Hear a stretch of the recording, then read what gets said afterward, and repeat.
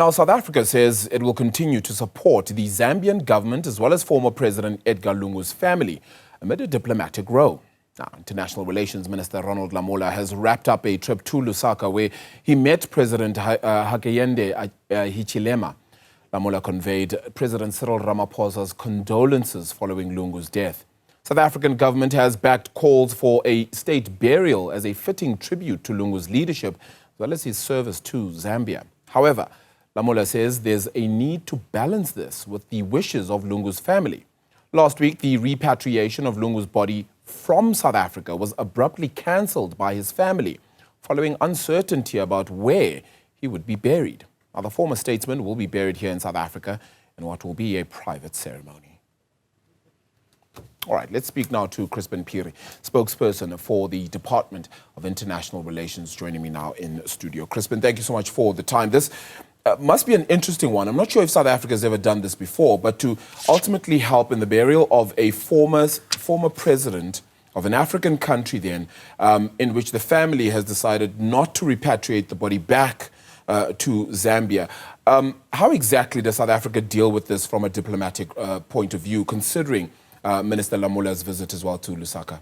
Yes, thank you for having me. And that was precisely the purpose of Minister Lamola's visit to Lusaka, to firstly share the country's condolences on the passing of President Lungu, and also to say that South Africa does acknowledge the importance of a nation burying their former president. However, at this stage, we are bound legally to follow what the family requires, and we would then have to leave it there with the family's obligations or the family's wishes. But this also comes on the back of us having legal obligations to honor the family's wishes as they are resident in South Africa. So that then comes with some attendant rights as well in terms of some various legislations that would apply in these processes. So that is where we stand on the matter. But it should not be seen in any way as us not wishing to respect the Zambian government's wishes or disrespectful to the Zambian nation as well. What has the Zambian government actually said with regards to this? Have they made note of this at all? Have they spoken ill of the decision made by the family?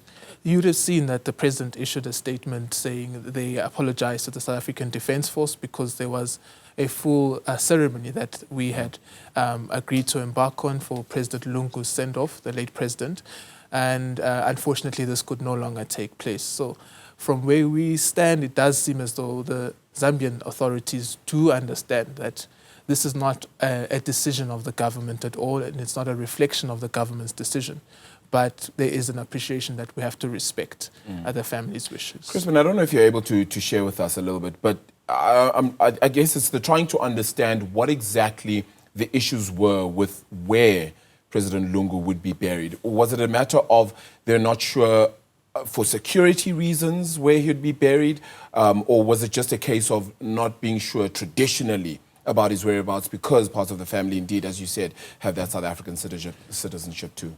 No, I think that would be a matter mainly for the family and the Zambian government to explain. But from our side, as we understand it, that there was an agreement that he could be repatriated. And then upon them looking at what the ceremony would entail, on the other side, that is where then the family raised some concerns and took a view not to repatriate former president. And that's how we understand it. But initially there was agreement, and the family did understand as well that it may be a fitting tribute to President Lungu for the nation of the Zambian people to continue to mourn him as well, but also to see him off to his last resting place.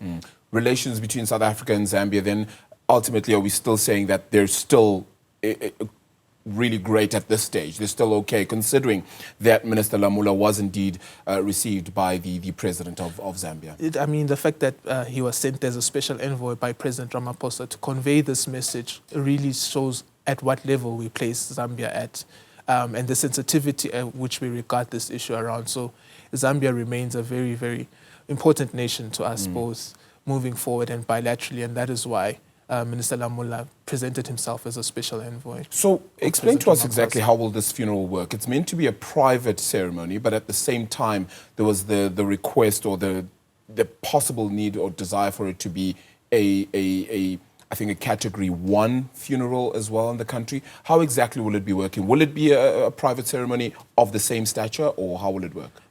So normally official funerals come with other obligations of the state. For example, the flag that is required to be placed on a coffin would normally be the South African flag, and our military would salute the flag and hand over such a 100%. Flag to the mourner. In this instance, because it would be a foreign head of state, that would be unprecedented for our military officials to be saluting a flag that is not of the sovereign state. So there are those complications.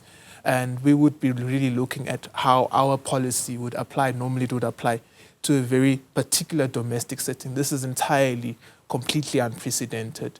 And even the categorization of an official funeral is done normally for someone who has served the nation. And it's a send-off fitting of someone who has served the nation. In this instance, it would be a bit difficult to look at it in that same light. Sure. But of course, we do understand that this is a former head of state. So I think there would be those sensitivities at place. But sitting here right now, I cannot categorically say what and how this would then take place. Do you know at all if President Cyril Ramaphosa will be in attendance? I'm not privy yet to that aspect. Yeah, all right, fair enough. I'm going to ask if we can move on to other diplomatic issues, and these are a little bit further afield, but still as impactful, if not more so. And that is the situation between Israel and Iran, and South Africa's sort of the impact on South Africa in between all of that as well. The president having issued a statement, of course, then as well, really having hoped that President Donald Trump would use his influence to try and stoke peace. That not being the case at this point.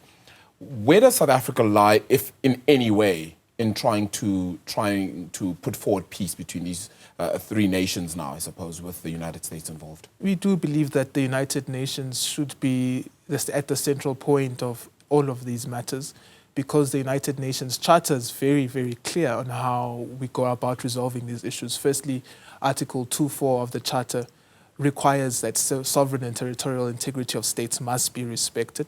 And like we've said in other conflicts as well, we think that this type of action, both by Israel and now we're seeing with the United States, does violate the sovereign and territorial integrity of Iran, like we've said in other conflicts as well. And that's an important point of departure. But we do believe that ultimately we want to see international law being respected. And at the point where the Charter is no longer the center of anyone's considerations when they choose to act, is a point of deep concern for us. We do believe that diplomacy, not war, yields solutions. And like you were saying, we are now seeing that often and very often when there is a war, the victims are not state actors per se, but innocent citizens. And this is really a cause for concern.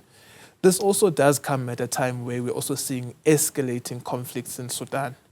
And we really do call for peace in Sudan as well. President Ramaphosa recently had a meeting with one of the former prime ministers of Sudan, or of the civilian prime ministers recently, and we do constantly call for the de-escalation of conflict everywhere, not just in the Middle East, 100%. But also in the Ukraine and in Sudan. We call for a route that leads to diplomacy rather than the destruction of innocent human civilian Does lives. President Ramaphosa have the ear of any of the three leaders, whether it be the Ayatollah, whether it be Benjamin Netanyahu, who of course may not necessarily have favorable preferences towards South Africa, and of course President Donald Trump, who we've recently had engagements with?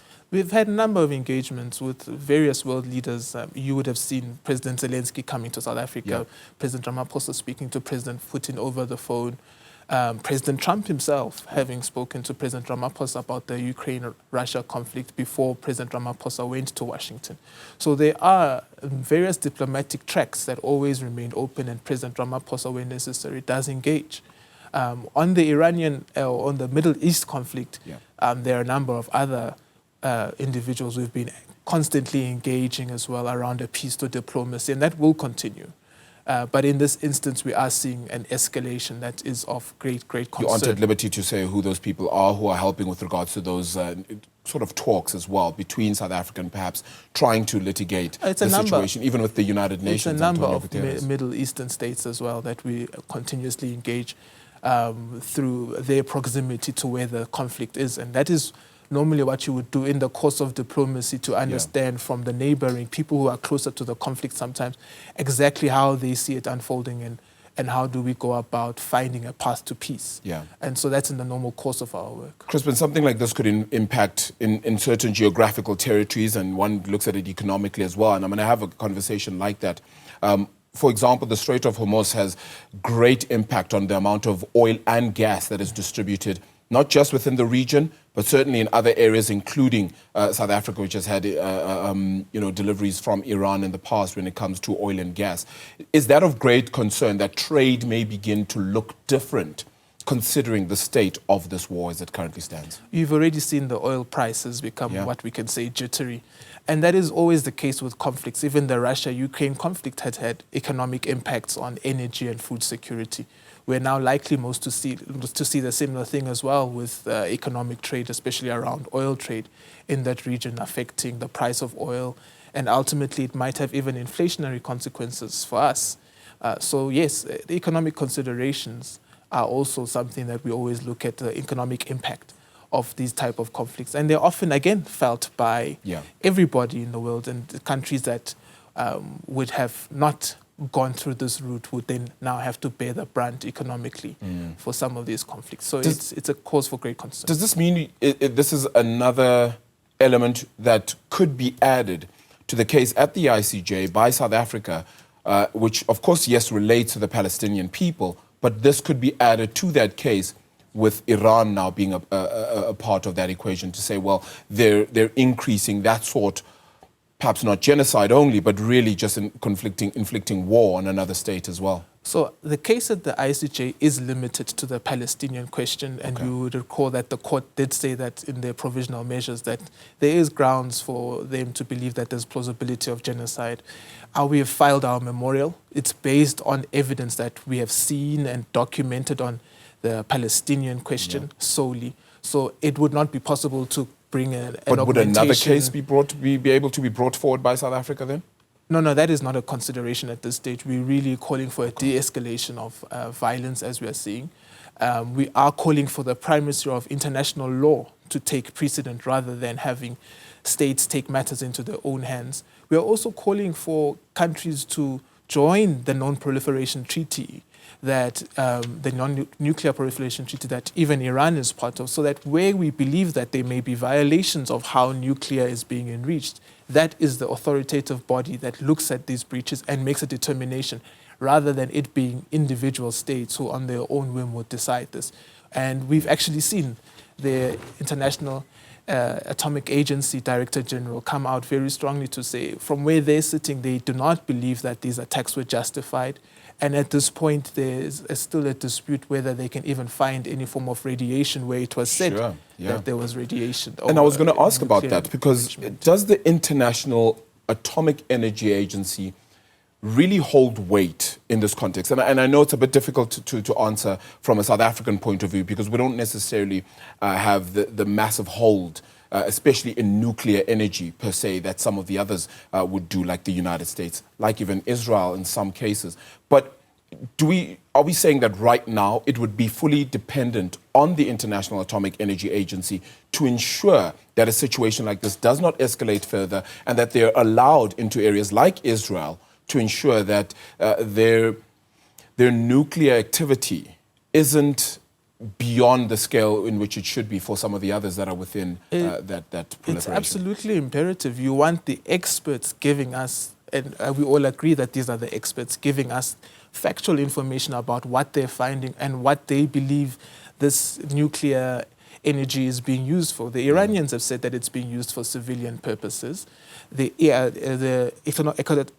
atomic agency themselves have not found anything to the contrary, although they were concerned about the levels of compliance, but they've not found anything to the contrary. So it's absolutely imperative that they do be granted access in those spaces so that they're able to assess this and really give the world an authoritative view around what they see is happening on the ground in Tehran and in all of these places where it is believed that there are such facilities.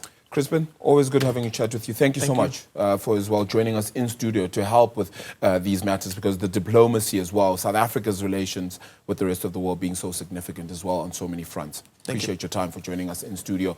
That's the Department of International Relations and Cooperative Governance's Chrispin Phiri, spokesperson there, joining us, of course, in studio.